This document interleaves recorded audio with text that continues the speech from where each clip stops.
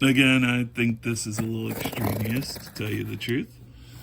You don't really need to see me cutting open a box, but this is just to prove that I haven't done anything to this box. You know, photos or it didn't happen, so. And we like to cut away from ourselves here at King Size Diecast Customs. Let's see.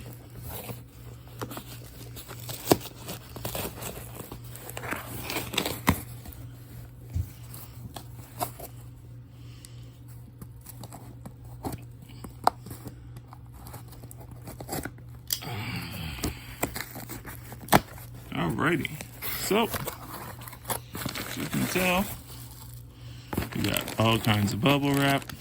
Now, these are the Johnny Lightning Projects in Progress, which is a big series of things.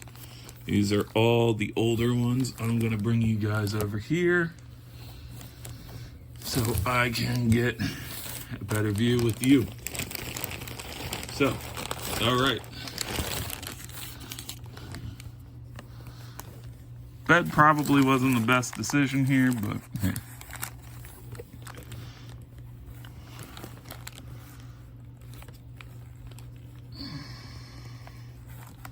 All right, so.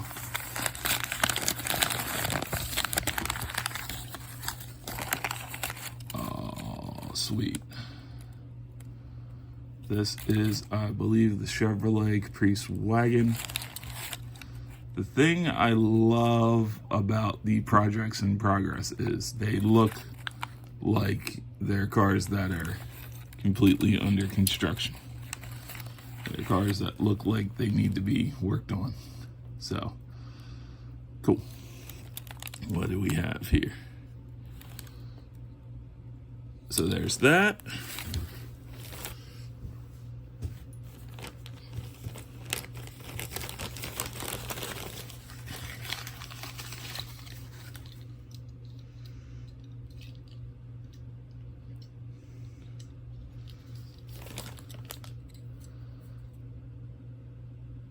I mean, just take in the detail.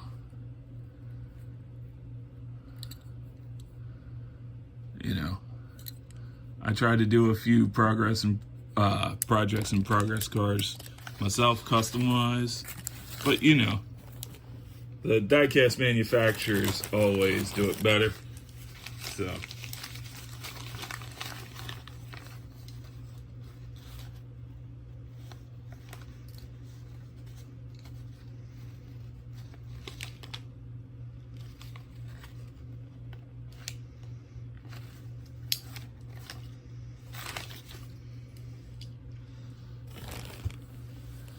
You know, that's the beauty side.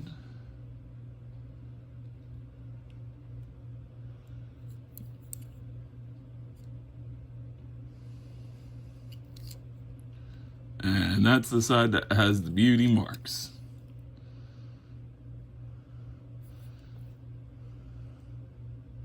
Super cool.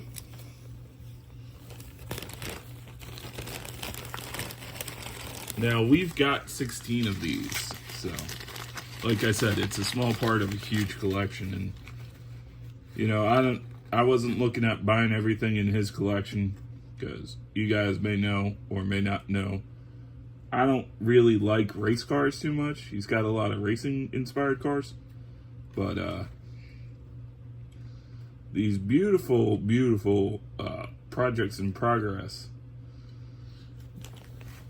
I don't know, that's a good way to start a collection for me. I mean, it's not like I don't have my own cars, but I thought it'd be cool to kind of purchase a collection to start with. And Johnny Lightning, these are the older, these are like the not learning curve, but the Playing Mantis era. You know, metal base, rubber tires.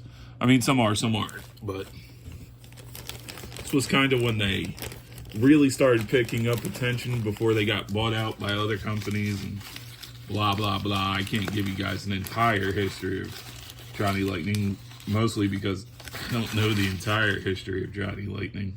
So,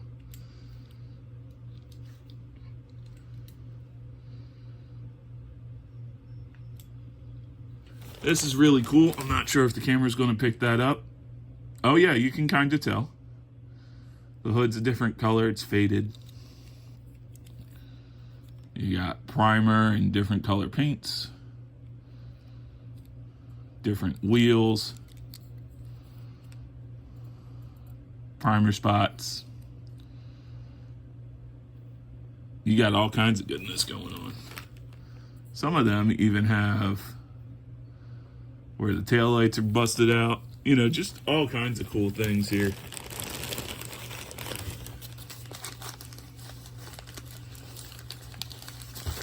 We got a few more to go through. I have 16 cars. This is one of my favorites. One that really stands out.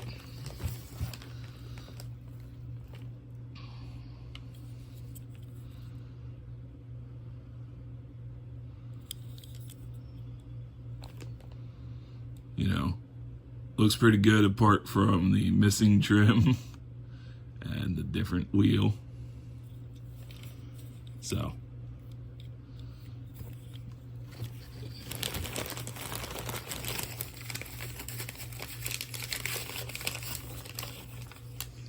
oh, this is a newer one.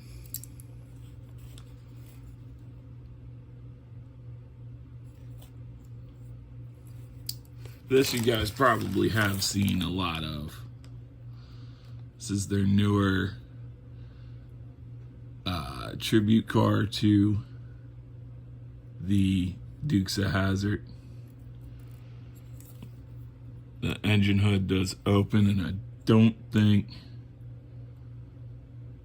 I mean, there's an engine in there, but it's not really like multi-detailed. There's not a lot of multicolor in there. But, and at some angles it looks like there was a flag on it at one time. You know, not having the one and not having the flag doesn't bother me at all. But you can tell what they were going for here. And I can understand why they didn't license it as that, because I think that movie property's kind of like you know, something that most companies don't want to touch with a 50-foot pole. Understandable. Oh, man.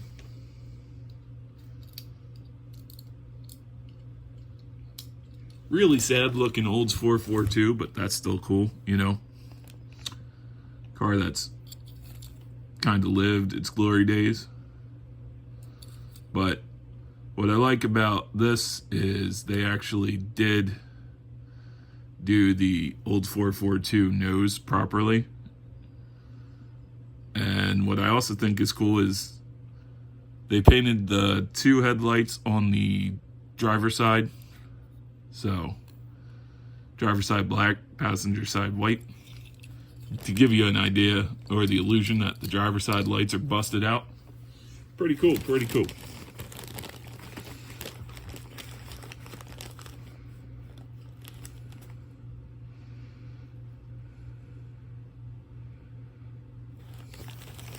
So we got about 9 more cars to go through here.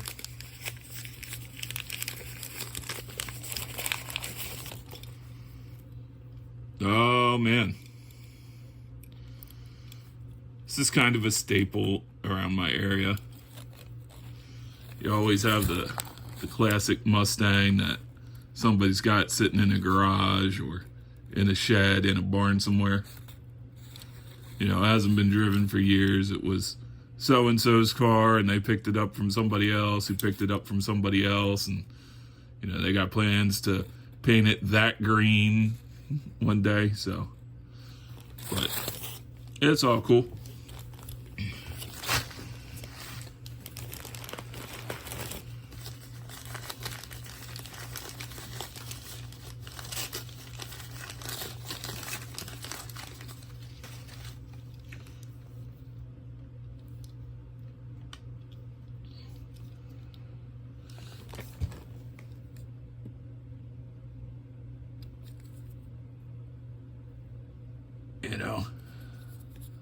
I had plans on making it a drag demon and running it down at the local drag strip, but kids got in the way. You always hear those kinds of stories, or I don't know if it's the crowds I run into, I always hear those kinds of stories.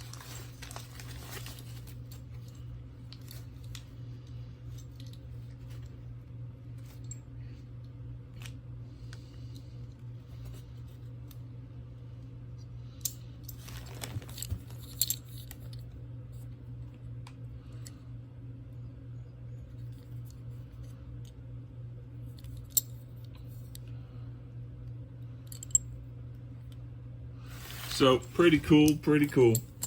We're almost through them. I'm going to actually link Joe Motors' channel into the description if I can, and more in the description if I can, and try to get it into the pinned comment. This is another cool one that I had never seen. I don't know if they didn't make a lot of them, but the old Pontiac Firebird Trans Am. Hood does open. Now these T-tops are glass, so to give you the illusion that the T-tops have been pulled out. Really cool.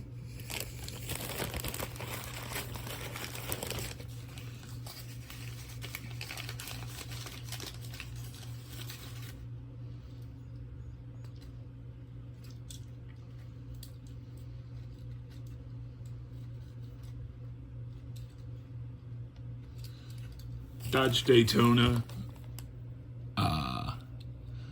Super cool car, super rare.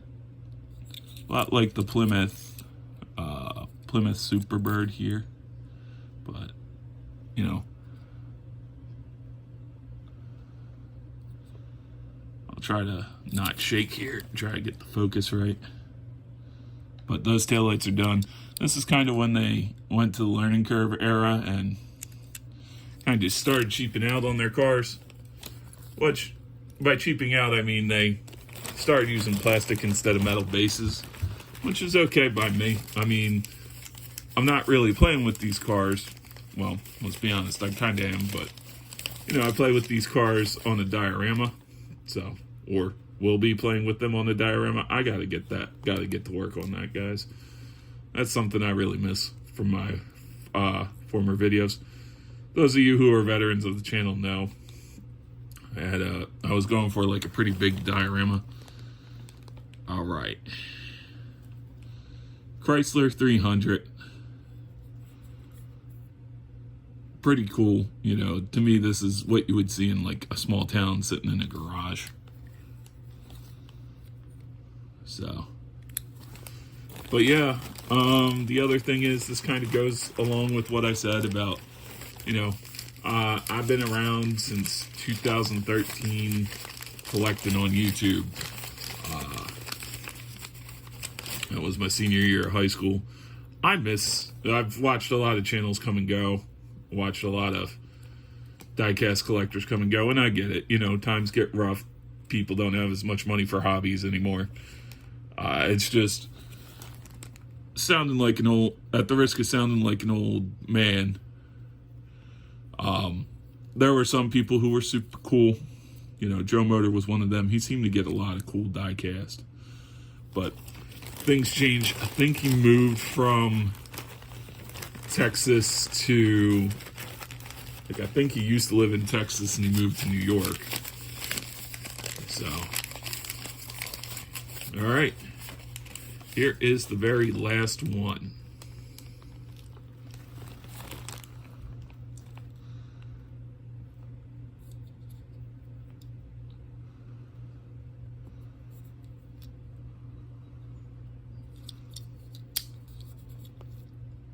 Super, super cool. And then, you know, it's little details like the writing on the windshields and the on the side windows that makes these kinds of things super cool. It's the tiny details. Now, you know, I wish more diecast manufacturers would go into that. I know M2 kind of had like a rusted series or like a junkyard series, Problem with it is licensing.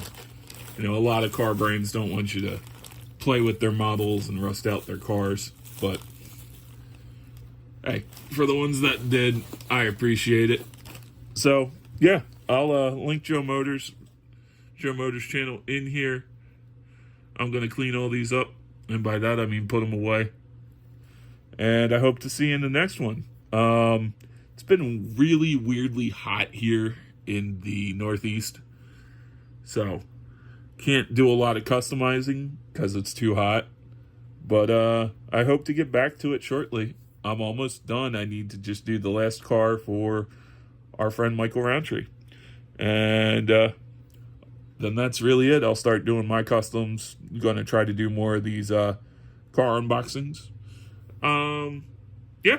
See you guys later.